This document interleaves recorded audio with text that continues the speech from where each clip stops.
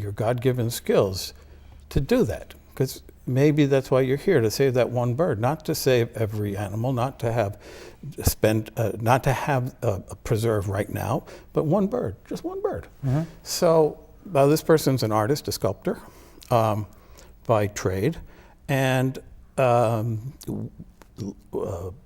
she left with this idea that she can sculpt these birds and sculpt them for commercial purposes. Like, for example, we were thinking about all kinds of ideas, but to make endangered species tiles for kitchens and bathrooms, something that would sell to people who are attuned to that.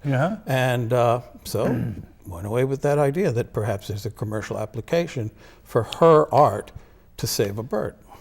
Now that just came out of nowhere. And she was in despair before that. Yeah, quite a bit. Wow. Quite a bit. That must have made her a little more optimistic or positive. I think so. I think so.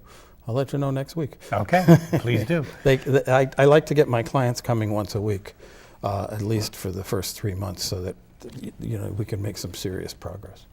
So, now, back on the subject of dreams, why do so many people not really realize their dreams? They might be want to be an artist. They may want to be, someone who's a protector of nature, but they're in a job that's really maybe 180 degrees different than what their dreams are.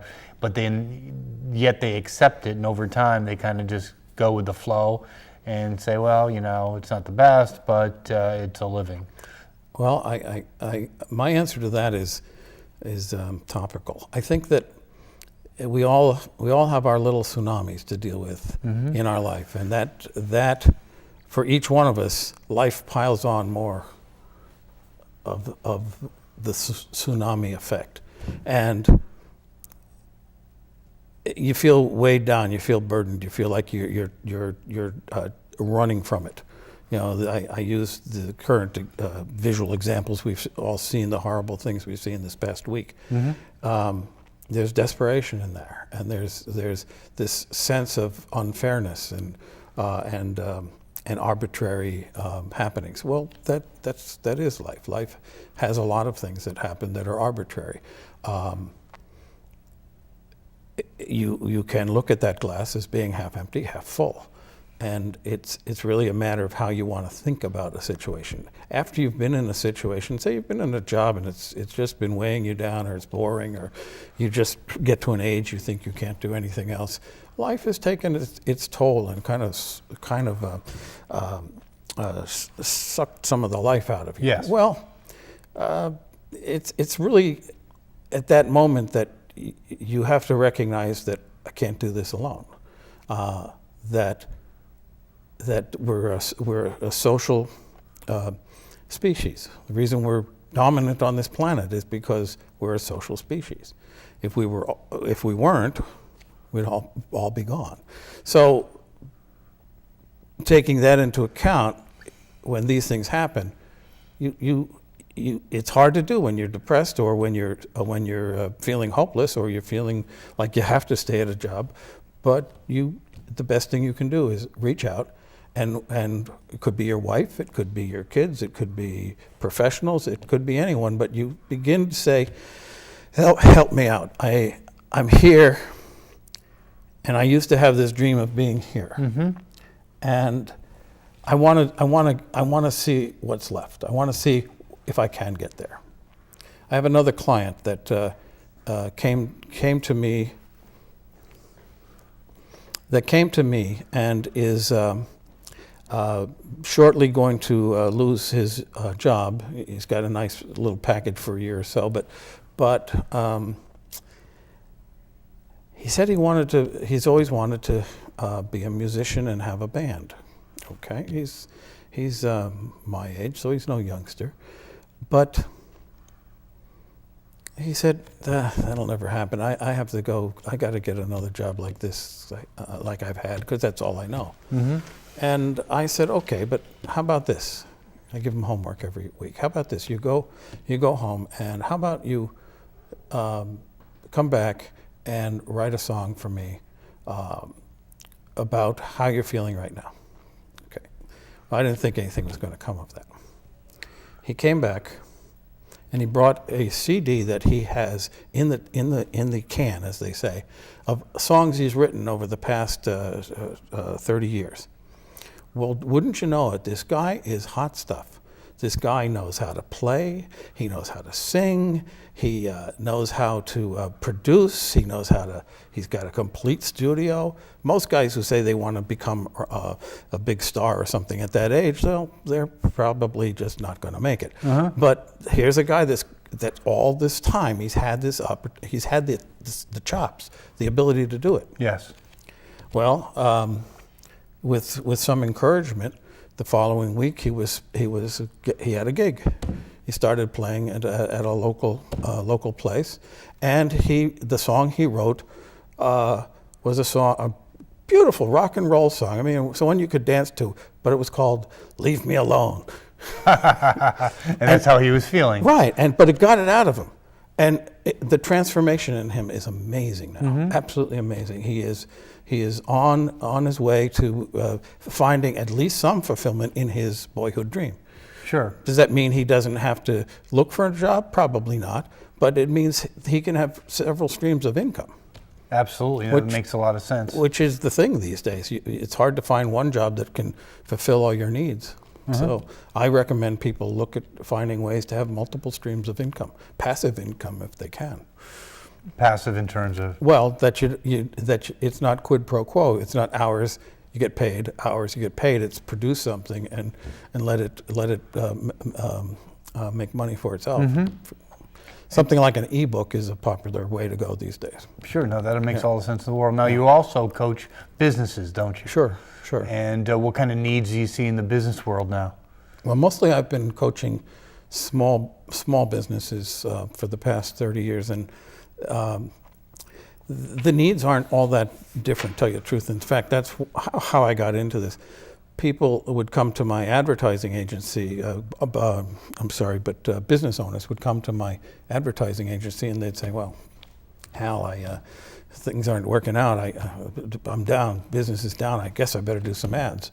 And can you make an ad for me or something like that? And of course what I would normally do with a company is create a whole business plan, marketing plan, ad campaign, all of that stuff.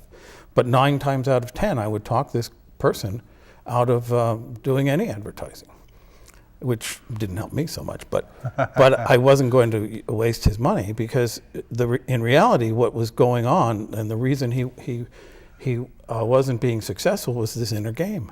He was in that frame of mind, he or she was in that frame of mind that couldn't look at the big picture. Was coming to his business from what I call a position of lack, always believing it was not going to get better, or always believing he'd just get by, and no amount of advertising could overcome that. So that's where you learned about the inner game. Yeah, a lot. And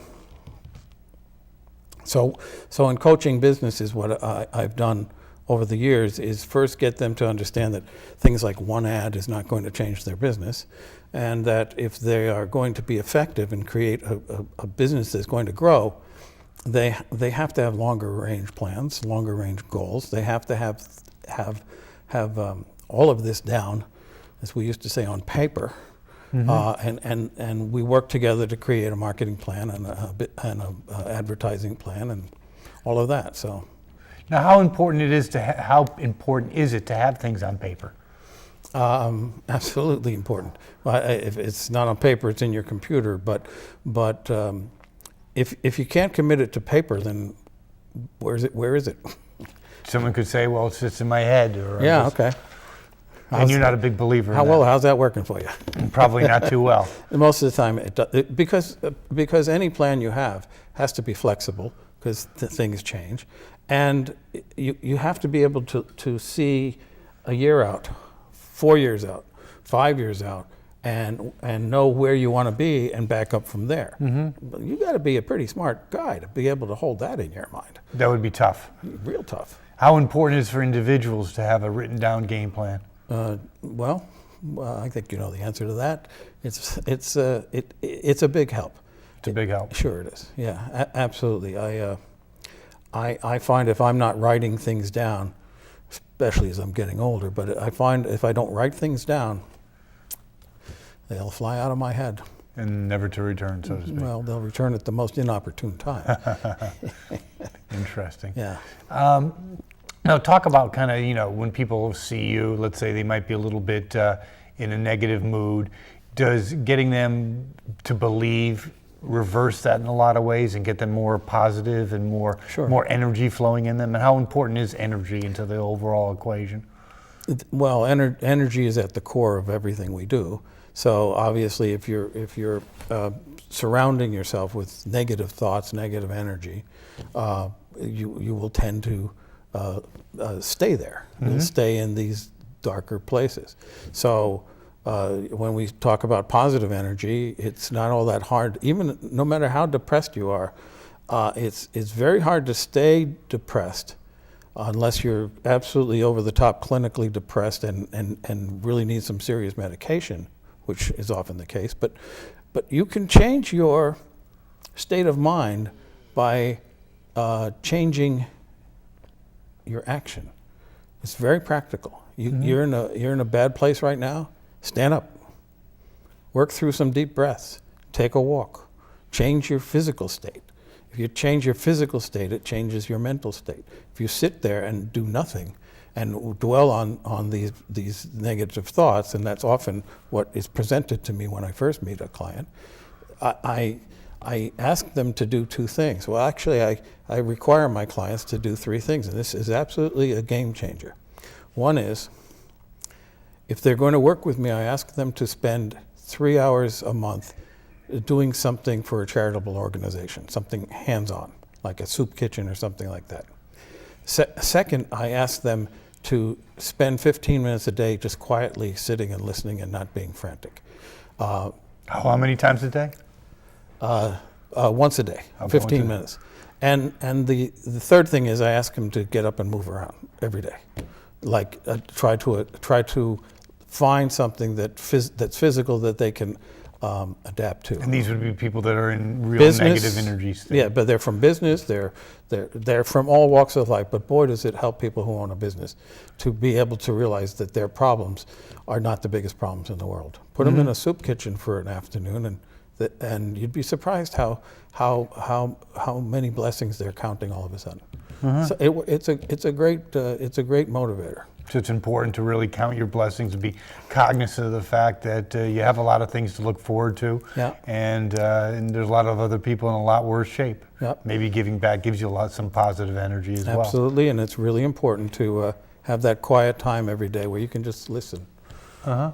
Very good. Well, for our listeners out there or viewers out there that would like to get more information on Dream Bigger Coaching, how can they do that? Well, just go to my website. It's www.dreambiggercoaching.com, and everything's there. Everything's there. And you help, again, business people, private individuals, and you deal with business strategy, personal strategies, and self-fulfillment as well. That's correct. And just one last thing, I work with artists a lot as well, so I help them creatively. Fantastic. Well, Hal, thanks so much for being on the Jeff. Business Buzz. My pleasure. And thank all of you for tuning into another edition of the Business Buzz. I think obviously today's show was very interesting, fascinating, and timely. So